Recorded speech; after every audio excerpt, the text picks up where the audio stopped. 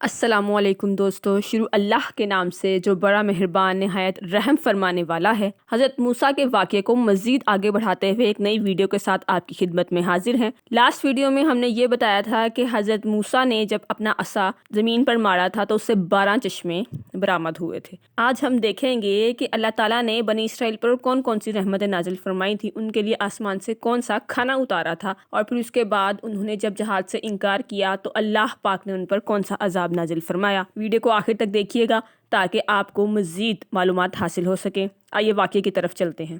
اللہ رب العزت نے جب حضرت موسیٰ کے پتھر پر لاٹھی مارنے سے 12 چشمے جاری کر دیے تو بنی اسرائیل پانی کی طرف سے مطمئن ہو گئے، لیکن انہوں نے حضرت موسیٰ سے تیسرا مطالبہ یہ کیا کہ اب ہمیں کھانے کی بھی ضرورت ہے۔ حضرت موسیٰ نے اللہ سے دعا مانگی، اللہ رب العزت نے ان کے کھانے کے لیے من و سلوہ نازل فرما دیے۔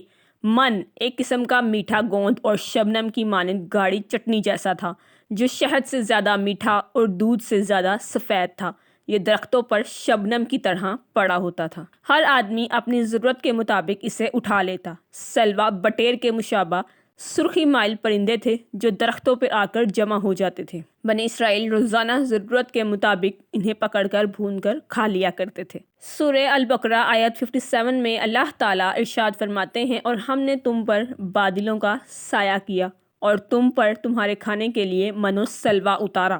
یہ پاکیزہ چیزیں کھاؤ، اور ہم نے تم کو بطور رزق دی ہیں، اور انہوں نے ہم پر ظلم نہیں کیا بلکہ وہ خود اپنے آپ پر ہی ظلم کرتے تھے۔ سورہ الاعراف آیت 160 میں اللہ پاک ارشاد فرماتے ہیں، اور ان پر من و سلوہ اتارا، اور جو پاکیزہ چیزیں ہم نے تمہیں بطور رزق دی ان میں سے کھاؤ۔ اس کے بعد ان لوگوں نے برے اعمال کر کے ہمارا کوئی نقصان نہیں کیا بلکہ وہ اپنے آپ پر ہی ظلم کرتے رہے۔ جب بنی اسرائیل کو کھانے اور پینے کی وافر مقدار میں اشیاء ملنے لگیں اور وہ اس حوالے سے مطمئن ہو گئے تو انہوں نے حضرت موسیٰ سے مزید یہ مطالبہ کر دیا کہ یہاں گرمی بہت زیادہ ہے اور سایہ دار درخت بھی موجود نہیں ہے، کہیں ایسا نہ ہو کہ اس گرمی کی شدت سے ہماری موت واقع ہو جائے۔ حضرت موسیٰ علیہ السلام نے اللہ تعالیٰ سے دعا مانگی تو اللہ تعالیٰ نے بادلوں کو ان پر سایہ کرنے کا حکم دے دیا۔ بنی اسرائیل جہاں بھی جاتے بادل ان پر سایہ کیے رہتے۔ سورہ الاعراف آیات 160 میں اللہ پاک بیان فرماتے ہیں، اور ہم نے ان بنی اسرائیل پر بادلوں کا سایہ کیا۔ اللہ تعالیٰ نے جب بنی اسرائیل کے لیے کھانے پینے اور سائے کا انتظام ہو گیا تو انہوں نے حضرت موسیٰ سے مزید مطالبہ کر دیا۔ اللہ تعالیٰ کے بیش بہا رحمتیں اور بیش بہا نعمتیں حاصل ہونے کے باوجود ان کے مطالبے بڑھتے چلے گئے، اور انہوں نے یہ مزید مطالبہ کیا کہ اے موسیٰ، ہم روزانہ ایک ہی کھانا یعنی من و سلوہ نہیں کھا سکتے۔ اللہ تعالیٰ سے دعا کریں کہ وہ ہمارے لیے دیگر سبزیوں کا انتظام بھی کریں۔ حضرت موسیٰ نے قوم سے کہا، کیا تم اچھی چیز کو چھوڑ کر گھٹیا چیز کا مطالبہ کیوں کر رہے ہو؟ اگر تمہیں یہ چیزیں درکار ہیں تو کسی شہر میں چلے جاؤ، وہاں تمہیں یہ چیزیں وافر مقدار میں مل جائیں گی۔ اللہ تعالیٰ قرآن پاک میں سورہ البقرہ آیت 61 میں ارشاد فرماتے ہیں، اور جب تم نے کہا اے موسیٰ، ہم ایک ہی کھانے پر صبر نہیں کر سکتے، آپ ہمارے لیے اپنے رب سے ان چیزوں کی دعا کیجئے جو زمین سے پیدا ہوتی ہیں، جیسے ساگ، ککڑی، گندم، مسور اور پیاز۔ موسیٰ علیہ السلام نے کہا، کیا تم اچھی چیزوں کے بدلے گھٹیا چیز لینا چاہتے ہو؟ ایسی بات ہے تو کسی شہر کی طرف چلے جاؤ، اور جو تم چاہتے ہو وہاں تمہیں مل جائے گا۔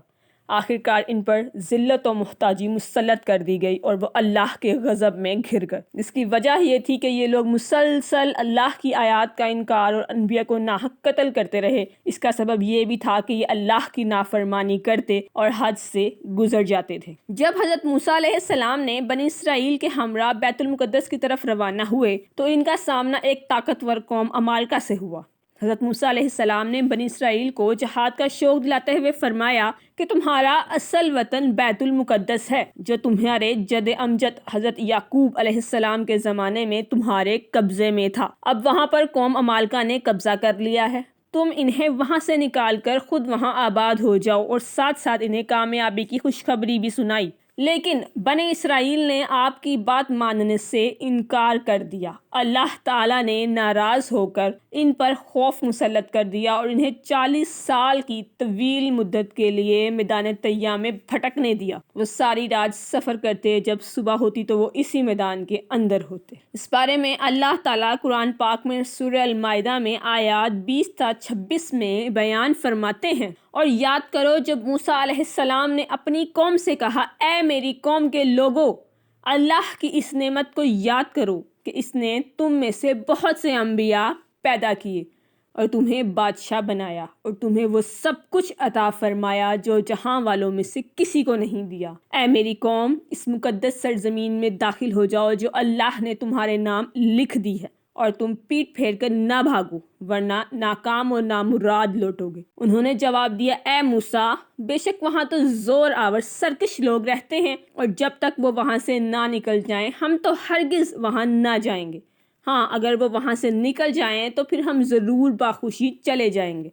اللہ سے ڈرنے والے 2 آدمیوں نے جن پر اللہ کا فضل ہوا تھا کہا کہ تم ان پر حملہ کرتے ہوئے دروازے میں تو پہنچ جاؤ، جب تم اندر دروازے میں قدم رکھ لو گے تو یقیناً تم ہی غالب آ جاؤ گے، اور تم اگر سچے مومن ہو تو صرف اللہ پر بھروسہ رکھو۔ قوم نے پھر یہی جواب دیا، اے موسیٰ، جب تک وہ وہاں موجود ہیں تب تک ہم ہرگز وہاں نہیں جائیں گے، اس لیے تم اور تمہارا رب جا کر دونوں ان سے جنگ کرو، ہم یہی بیٹھے ہوئے ہیں۔ موسیٰ علیہ السلام نے کہا، اے میرے رب، مجھے تو اپنے اور اپنے بھائی کے علاوہ کسی اور پر کوئی اختیار نہیں، بس آپ ہمارے اور ان نافرمانوں کے درمیان جدائی ڈال دیجیے۔ اللہ نے فرمایا، اب یہ زمین ان یہود پر 40 سال تک حرام کر دی گئی ہے، یہ زمین میں سرگردان پھرتے رہیں گے، اس لیے آپ ان فاسقوں کے بارے میں غمگین نہ ہوں۔